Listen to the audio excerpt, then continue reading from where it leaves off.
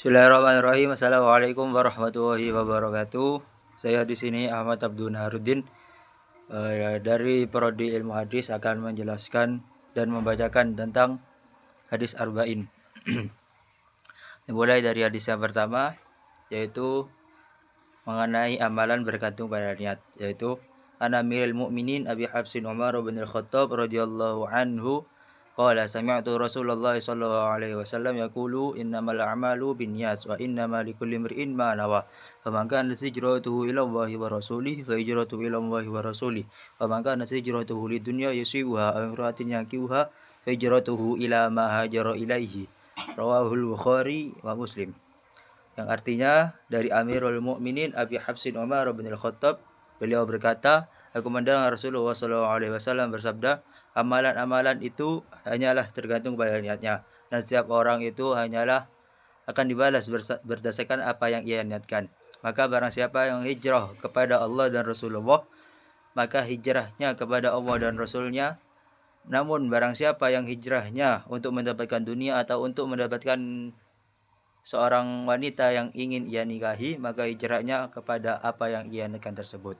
Nah, kesimpulannya, dia di sini menjelaskan tentang semua niat itu tergantung pada semua amal itu tergantung pada niatnya. Amal itu dinilai berdasarkan niat yang melatar belakangnya. Niat yang ikhlas karena Allah akan menjadi amal ibadah. Lanjut, hadis yang kedua tentang rukun Islam, iman dan ihsan. Yaitu hadisnya an Umar radhiyallahu anhu aidan qala bainama nahnu julusun 'inda Rasulillah sallallahu alaihi wasallam dzata yaumin ittala 'alaina rajulun shadidu bayadi thiyab shadidu sawadi sya'ri la yura 'alaihi atharus safari wa la ya'rifuhu minna ahadun hatta jalasa ila nabi sallallahu alaihi wasallam fa asnada rukbatayhi ila rukbatayhi wa wada'a kaffayhi 'ala fakhidayhi wa qala ya Muhammad akhbirni 'anil Islam faqala Rasulullah sallallahu alaihi wasallam al-Islamu an tashhadu an la ilaha illallah wa anna Muhammadar Rasulullah wa yuqimus shalah wa tu'tiyaz zakah wa tasuma Ramadan wa hujjal baita in istata'a ilaihi sabila. Qala sadaqata fa'ajibna lahu yas'aluhu wa yusaddiquhu qala fa akhbirni 'anil iman. Qala an tu'mina billahi wa malaikatihi wa kutubihi wa rusulihi wal yawmil akhir wa tu'mina bil qadari khairihi wa syarrihi. Qala sadaqata qala fa akhbirni 'anil ihsan. Qala an ta'budallaha ka'annaka tarahu fa illam takun tarahu fa innahu yaraka. Qala fa akhbirni 'anis sa'ah. Qala mal mas'ulu 'anha bi'a'lama minas sa'il. Qala fa akhbirni an amaratiha. Qala an talidal amatu rabbataha wa an taral huffatal urata ri'a asyati yatatawaluna fil buyan thumma talaqaw falabithtu maliya thumma qala ya Umar adadri manis sa'il qultu Allah wa rasuluhu a'lam. Qala fa innahu Jibrilu atakum yu'allimukum dinakum. Rawahu Muslim.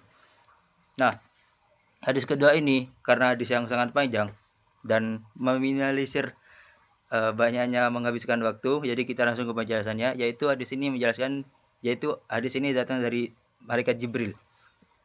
Yaitu di dalamnya menjelaskan tentang 3 pokok ajaran agama Islam. Yang pertama Islam, yang kedua iman dan yang ketiga ihsan.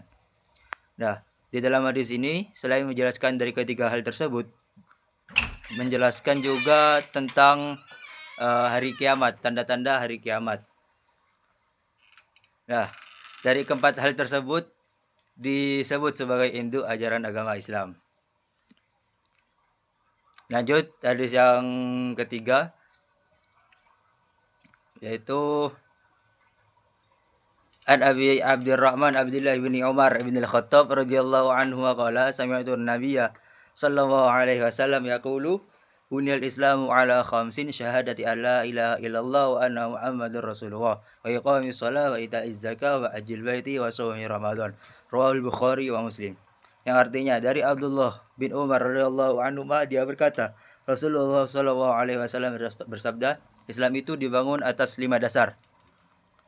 Yang pertama, syahadah atau persaksian bahwa tidak ada sesembahan yang berhak disembah kecuali Allah. Yang kedua, tiada utusan selain Nabi Muhammad. Yang ketiga, menegakkan sholat. Yang keempat, menunaikan haji. Yang kelima, puasa di bulan Ramadan. Nah, dari hadis ketiga ini dijelaskan bahwa Islam itu dibangun dari 5 perkara. Yang pertama, saksi. yang kedua salat, yang ketiga zakat, yang keempat puasa Ramadan, dan yang kelima haji. Kelima hal tersebut merupakan fondasi kehidupan bagi seorang muslim. Jadi seorang muslim itu disebut seorang muslim ketika lima hal tersebut dilakukan ataupun sudah diniatkan. Selanjutnya hadis yang keempat, takdir setiap manusia sudah tertulis. Yaitu an Abdullah bin Mas'ud radhiyallahu anhu qala hadatsana Rasulullah sallallahu alaihi wasallam wa huwa shadiqul masduq inna adakum yujma'u khalquhu fi batni ummihi arba'ina yawman nutfatan thumma yakunu 'alaqatan mithla dhalik thumma yakunu mudghatan mithla dhalik thumma yursalu ilaihi al-malak fayanfukhu fihi ar-ruh wa yu'maru bi arba'i kalimatin katbi rizqihi wa ajalihi wa 'amalihi wa syaqiyyun aw sa'idun fa wallahi alladzi la ilaha illa ghairuhu inna adakum yujma'u inna ahadakum la ya'malu bi amali ahli al-jannah hatta ma yakunu bainahu wa bainaha illa dhira' fayasbiqu 'alaihi al-kitab fayamalu bi amali ahli an-nar fayadkhuluha wa inna ahadakum la ya'malu bi amali ahli an-nar hatta ma yakuna bainahu wa bainaha illa dhira' fayasbiqu 'alaihi al-kitab fayamalu bi amali ahli al-jannah fayadkhuluha rawahu Bukhari wa Muslim. Yang artinya dari Abu Abdurrahman Abdullah bin Mas'ud radhiyallahu anhu, beliau berkata Rasulullah sallallahu alaihi wasallam telah bercerita kepada kami, dan beliau adalah orang yang benar lagi dibenarkan.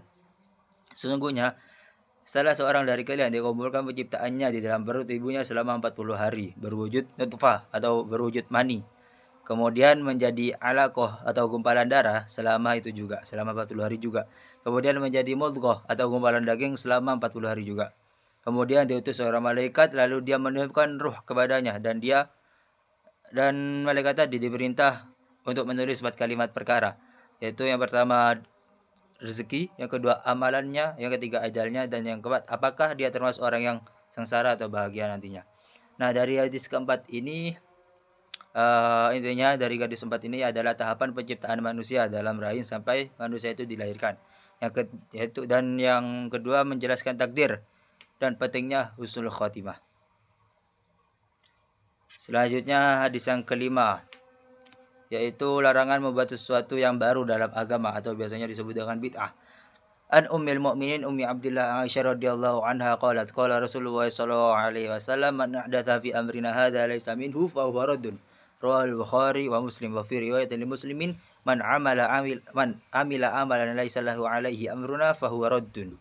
Yang artinya dari Ummul Mukminin Ummi Abdillah Aisyah radhiyallahu anha, beliau berkata Rasulullah sallallahu alaihi wasallam bersabda, barang siapa yang mengadakan sesuatu yang baru dalam urusan agama, kami ini bukan termasuk bagian darinya, maka amalan tersebut tertolak. Hadis riwayat Bukhari dan Muslim.